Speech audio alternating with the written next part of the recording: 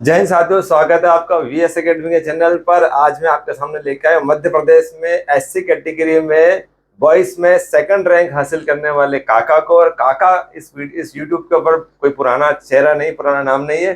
जितने भी फिजिकल के वीडियो आपने देखे होंगे वीएस एकेडमी उज्जैन के, काका का धमाल आपने रेस में देखा होगा। किस तरह से काका ने क्या बेस्ट टाइम किया था 800 का ग्राउंड पर।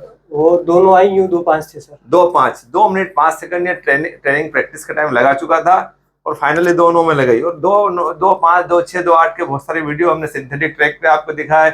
हमने आपको जो है एरिना ग्राउंड जहाँ पुलिस की भर्ती हुई वहां के वीडियो दिखाए। तो बहुत सारे वीडियो आप देख चुके हैं। काका का आप नाम से परिचित होंगे। मेरे को नहीं लग रहा है कि जितने लोग वीडियो देख रहे हो काका को नहीं जानते होंगे। तो काका कई रैंक सेकंड लगी है, बहुत बहुत बधाई आपको। हमारे काका ने जो है रिटर्न एग्जाम में अच्छे नंबर हासिल किए और फिजिकल में अच्छे नंबर हासिल किए।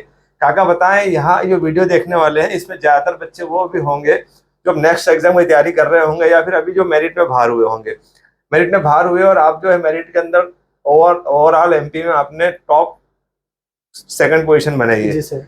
क्या तरीका रहा आपकी पढ़ाई का और क्या फिजिकल की स्ट्रेटेजी रही आपकी कि आप जो है मेरिट में फाइनल, मतलब मेरिट में कुछ लोग बच्चे 1 या 2 नंबर से बाहर हुए लेकिन आप तो मेरिट में टॉप कर गए। जी सर।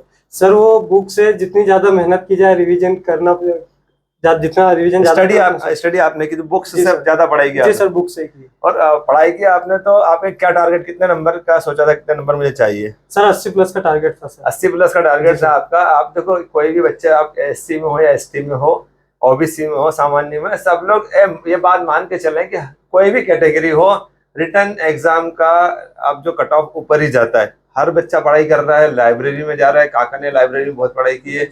हर बच्चा पढ़ाई कर रहा है। जो बच्चा पढ़ाई कर रहा है टॉप में आ रहा है, टॉप में आने के बाद जो मेरिट में वो जो है पोजीशन बना रहा है। अब क्या होता है, कुछ बच्चे किसी तरह से उसमें बाहर हो जाते हैं। बाहर हो जाते हैं तो वो सोचते हैं कि यार कुछ ना कुछ गड़बड़ हो गई, ऐसा हो गया वैसा हो गया।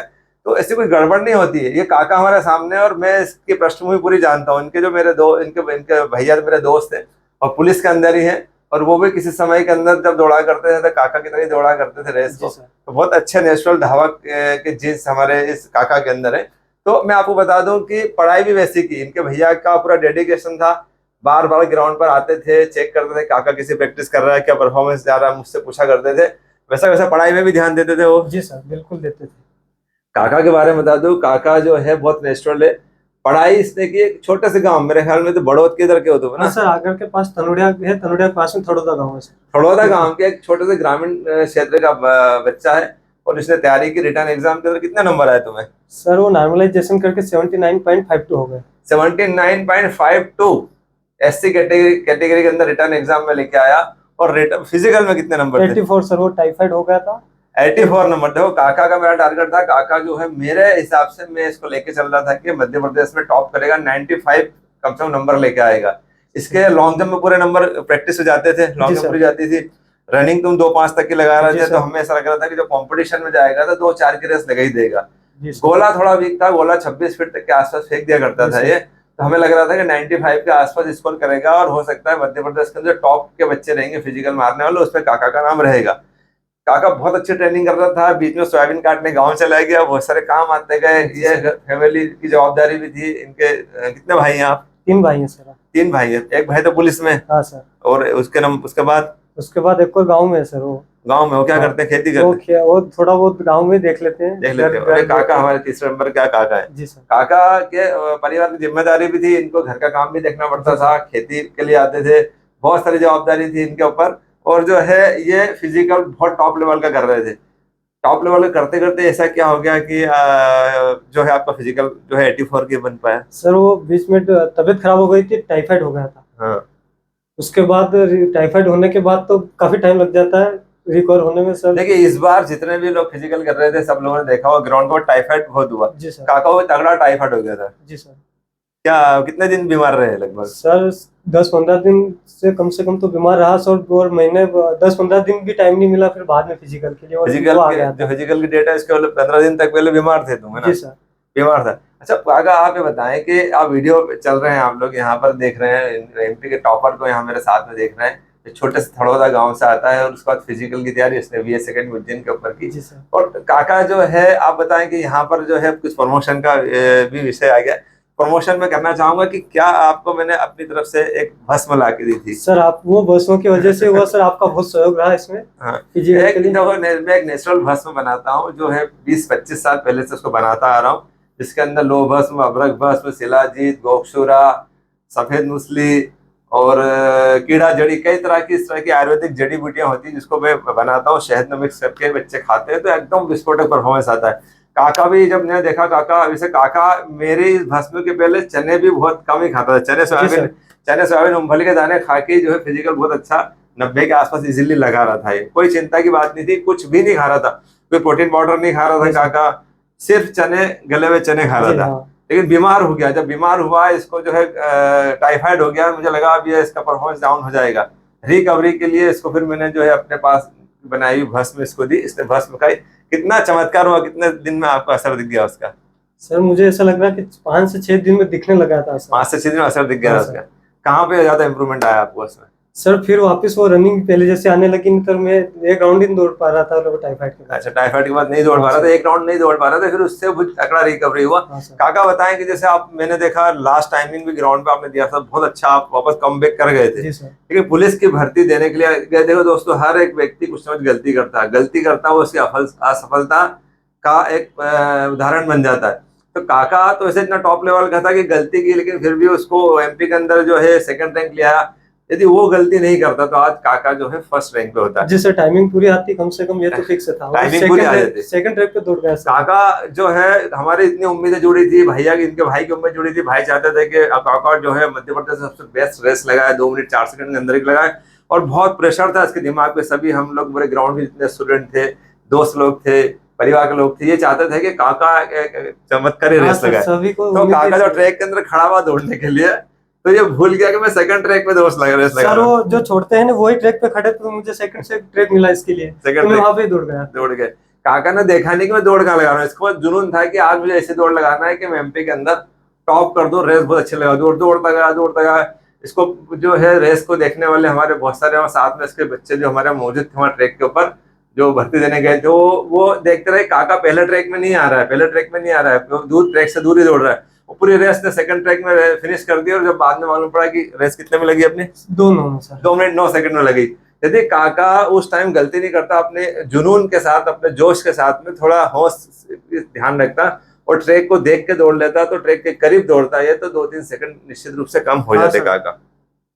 तो ये ध्यान रखना आपको कि आपके पास, आपको प्रेशर हो, चाहे वो आपको भावनात्मक रूप से हो, आपका प्रेशर ऐसा हो, फैमिली का हो कि आपसे अपेक्षा है कि बहुत अच्छा करना है, तुम्हें बहुत अच्छा कुछ करना है, तो आप बहुत अच्छा करना, आपकी अपेक्षा उन्हीं से की जाती है जो कुछ करना चाहते हैं, कुछ करके दिखा सकते हैं।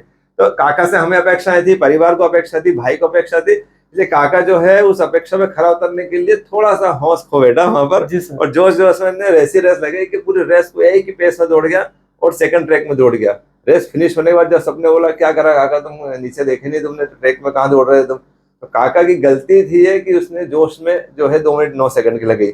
लॉन्ग जंप में क्या रहा था अपना? लॉन्ग जंप में सर वो शुरुआत की 2 अच्छी गई थी, तीसरी सबसे अच्छी गई थी, तो उसमें मैं पीछे गिर गया पूरा का पूरा। अच्छा, पीछे गिर गया। तो उसमें भी 17.5 के समथिंग थी वो, तो वही सबसे बेस्ट रही। 17.5 मतलब काका ने तीसरी जंप लगी थी, और जंप करने बाद में बैलेंस बिगड़ के पीछे की तरफ बैठ गया, तो वहाँ हिप्स के वहां से इसकी नपी जंप कम से कम 1.5 फीट पीछे, 1.5 फीट पीछे इसकी नपी, तो 17.5 इसके लॉन्ग जंप होगी।